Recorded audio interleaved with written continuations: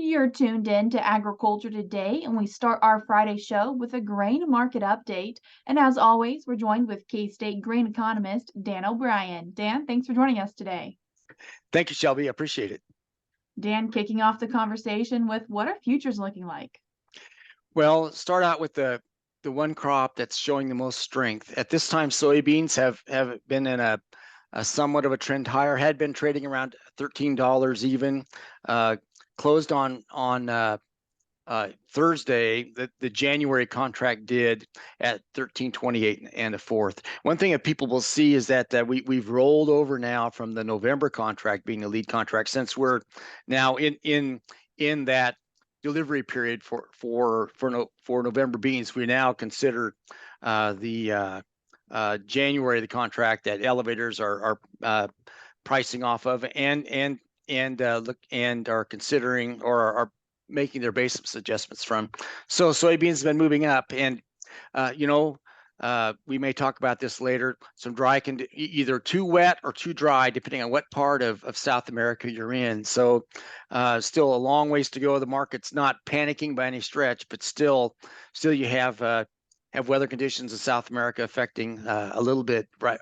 Maybe prematurely, some would say, affecting outlook in the soybean market.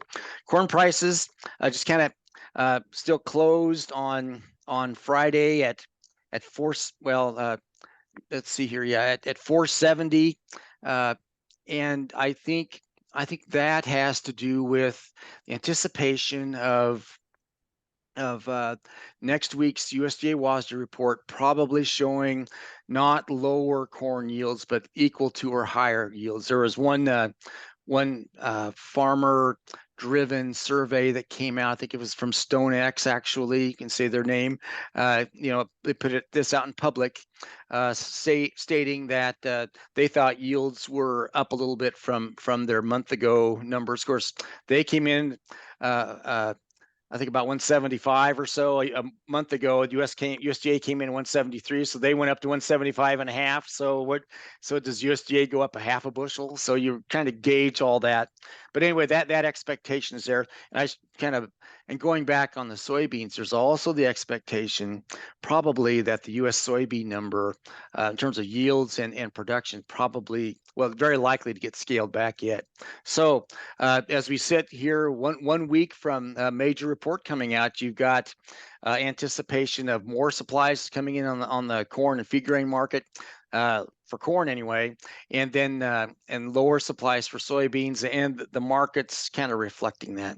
I should say for wheat markets, at least in the last day or so, we've stopped the major fall off that we had been seeing. Closed on Thursday at 641 and a half, had gotten down to about 625 or so, and I think if we do talk about major headlines in the world, you're looking at some news out of the Black Sea region that would be potentially positive for U.S. U.S. wheat exports, and some pace issues to look at that are worthwhile to consider also. And if you want to, I can talk about cash markets if you'd like. Okay, we'll go forth. Okay, there still are seeing cash corn prices now at the 6 major markets that we monitor, all having fallen below $5, even in the Garden City market at $4.95, top price being bid there. We have some new crop bids, interestingly, that are starting to creep up. A new crop bid of $5.16 for next fall, 2024 for corn in the Garden City area, $5.06 in Salina, $5.07 Hutchinson. So that's interesting to watch.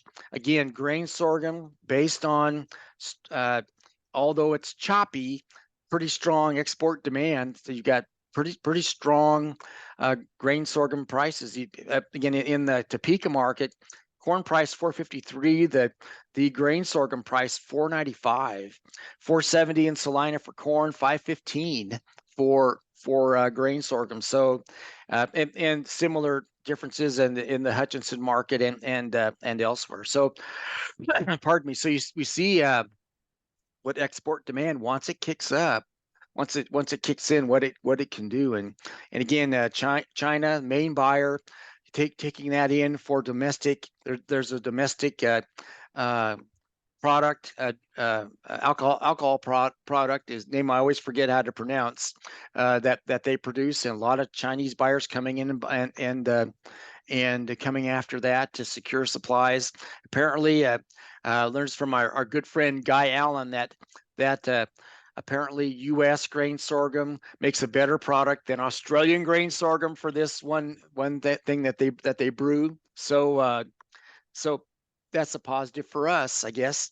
And they're aggressive right now. When you do look at current sales, well, pardon me, we're about 47% of the way through the of the way to meeting the USDA's projection by the time you count actual shipments and what's bought ahead, and only about 17% of the way through the marketing year. So great guns, really, for grain sorghum, and you see it in the prices.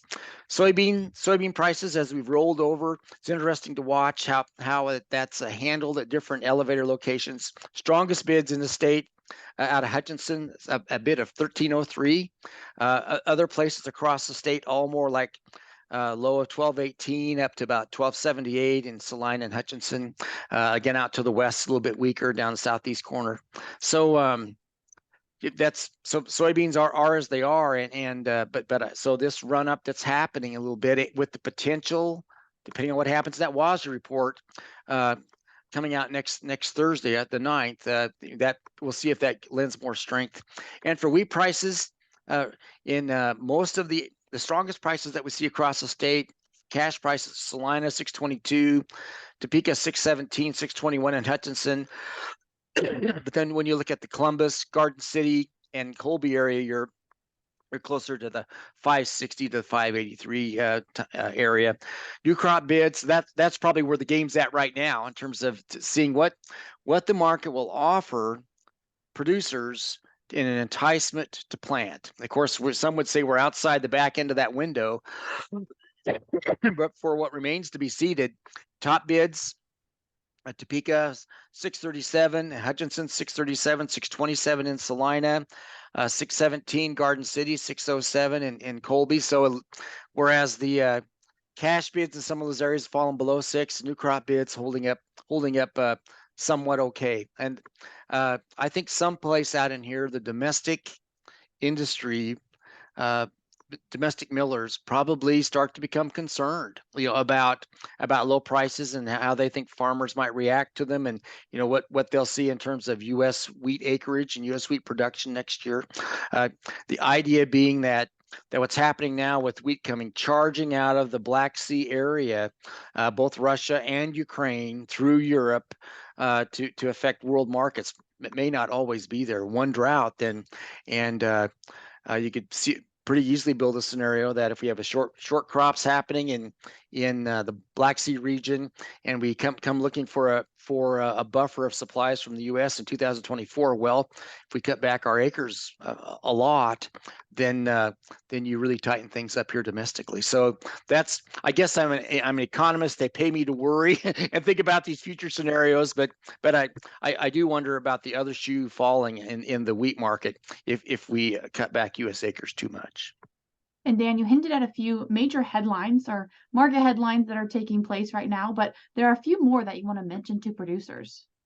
Well, yes. I think we've got word here recently that Russia is thinking of banning its own wheat exports during the December through February period. Now, are they playing games with the market? We don't know for sure, but they've had a strong pace of exports.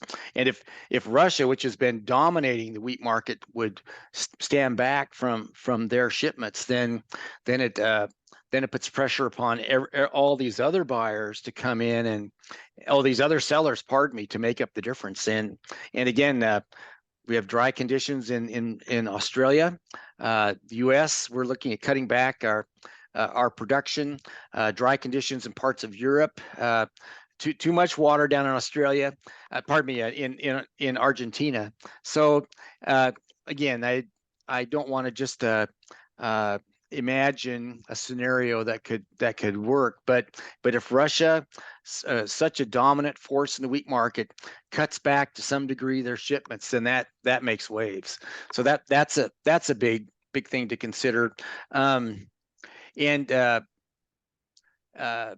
India has gone back and forth on their on most of the time they're pretty internalized in terms of sending wheat out or not, but they've had some problems with their rice crop, and we don't raise a lot of rice here in Kansas, but in that part of the world, there you've got a lot of protectionism that starts to happen, a lot of panicky markets when rice starts to get tight. And I remember the 2007, 2008 year when market prices jumped so high, et cetera, that some of those major rallies that have happened in the grains that we grow basically were started with rice having its problems over there in the Asian theater. If you can't have rice, then what do you come for? Well, you come for wheat, you come do a lot of things.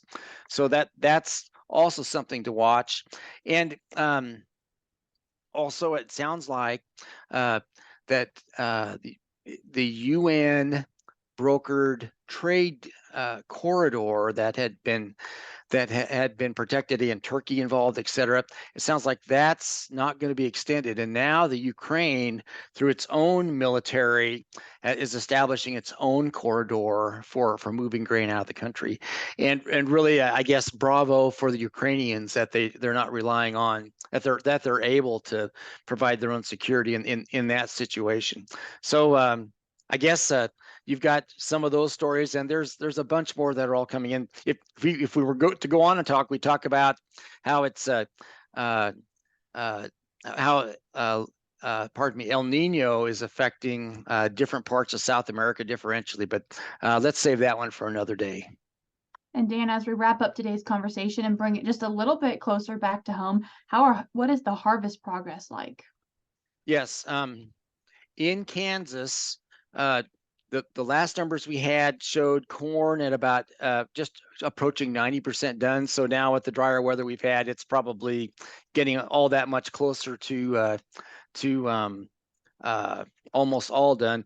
Grain sorghum progress, trailing corn a bit. Let's see, cotton trailing corn, but still coming in towards 50 and moving along. Soybean harvest progress in Kansas is let's see here. Soybean harvest progress in Kansas, again trailing, ahead of what the USDA shown for the. Here we go. For the national numbers, we're at about 80%. I guess we're about 80% done for soybeans in Kansas as well of it. But the thing that stands out there is we're ahead of the national pace. What happens when you have a short crop, you're not filling up bins and having handling problems, is that you just race through the fields. Well, we're ahead of pace, so that's kind of a harbinger, a little bit of a signal that, hey, we might be a bit short by some percentage of what we're even expecting for soybeans, and we'll see what the November 9th numbers tell us from the USDA. Dan, I appreciate you taking the time to join us today and give us a grain market update. Thank you, Shelby. I appreciate the opportunity. That was K-State grain economist Dan O'Brien. We're cutting to a short break now on Agriculture Today, but we'll be back with more ahead.